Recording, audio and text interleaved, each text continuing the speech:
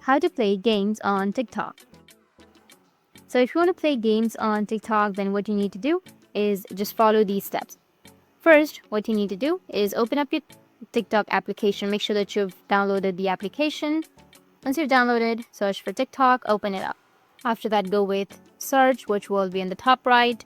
Once you tap on the search, which is on the top right, or the magnifying glass icon on the top right corner of your screen. Now, this is not the basic TikTok feature for playing games. This is a website of a TikTok user who posted a link of his website where is over 60 million games.